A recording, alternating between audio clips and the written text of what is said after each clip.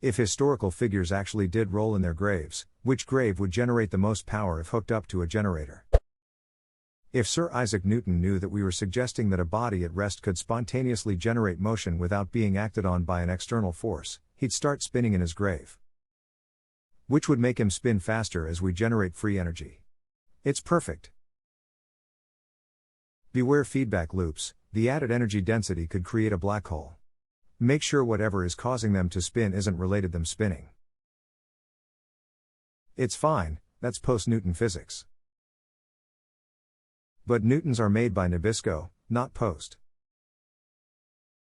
When little Timmy stopped to say, "For heaven's sake, of course. I've only gone and found a way, without external force." He clapped his hands with growing glee, and grinned and jumped for joy. "Oh sharp and smartly artful me, I'm such a crafty boy." He spied it spin and swing and swoop, he watched it turn with pride. But Timmy caused a feedback loop. And Timmy ducking died. Washington would be doing somersaults, that two-party system. This was my first thought as well. Every single time there's any election, anywhere in the country, he'd be spinning like a pig on a barbecue spit. That's a bit slow though. Probably more like a dildo on a hand drill. You mean a dildo? Does this have a Kickstarter? Oh, it's definitely already a thing. Can confirm. Source, my girlfriend is rather fond of them and would really like one of her own. Fellow human. Surely your reproductive attachment can be set to spin to achieve the same result. Instructions unclear. Have inserted completely normal human reproductive attachments to partner and begun to spin. We are now a helicopter. How do I steer this new form we have evolved into? You need to invite a third party to generate a counter rotation so you can stabilize. URL, Craigslist.org is full of volunteers to become third-party participants in experiments of this nature. Tesla, but only because he'd be into it. I wonder how Mao Zedong would feel. BC China is this strange hybrid with state-led capitalism with billionaires but has risen to become the third superpower. I would say they are more powerful than Russia at this point. If we're being honest, the only reason Russia is a superpower is their military. China is now an economic superpower, as well as having a large and well-funded military. Russia is powerful because of its nukes. And China has the third largest stockpile of Nikes, and it's widely believed it's much bigger than it's reported. Edit, obviously I meant nukes, but I'm leaving it up since China probably does have a ton of Nikes. That's a lot of Nikes. Honestly, I didn't even question the statement. They probably do have a shit ton of Nikes.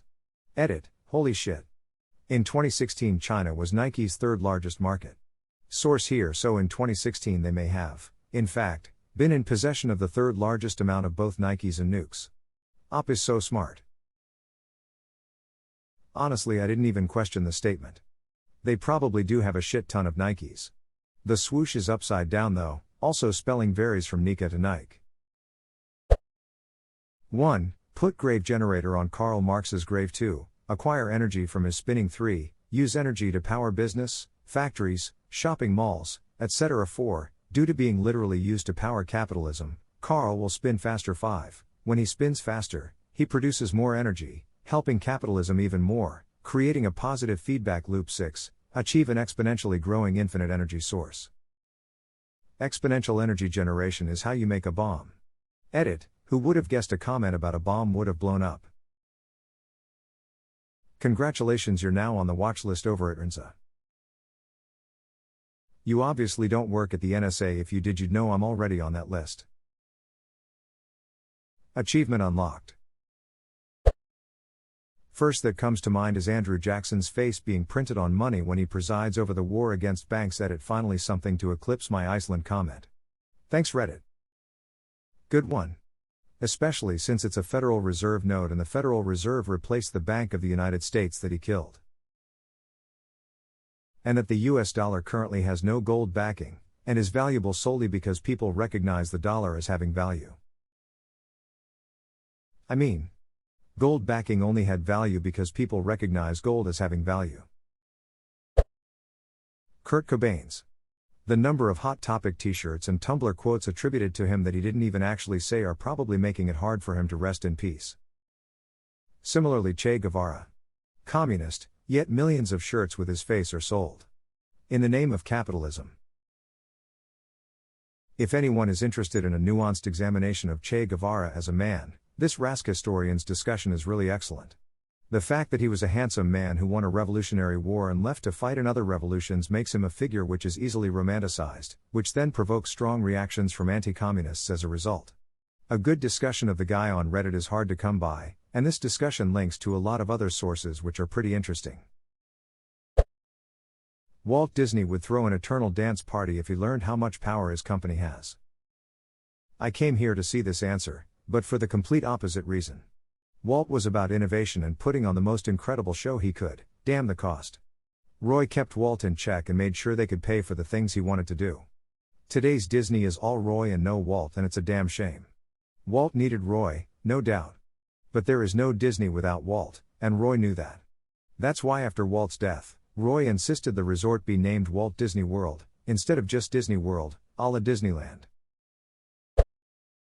Probably Che Guevara. What the hell are you wearing? A sweatshop-made shirt by a global multinational that funnels money into capitalist governmental control, featuring my face? I'd have to go with Richard Dawkins. I'm not dead. I'm not dead. Let me out of here. Dude, I really thought he died after reading the first line and felt bad that I didn't hear about it. But if he was dead, I'm sure he would be rolling at what the word meme has become. I imagine someone who choked to death swallowing magnets and was buried in a copper wire-wrapped coffin. That would be how you get someone to roll over in their grave without the magic of contradicting their life's work. Nah, you'd need to put current through the wires to get them rolling without magic. But this way, when their life's work is contradicted, they'll actually generate power with their rolling and not just mildly disturb the local wildlife. So what would this guy's life's work be? He dedicated his life to trying to disprove electromagnetism. George Washington, for sure. He very explicitly didn't want a two-party system, and now it's like a damn football game. It's only about the labels, not the policies or morals.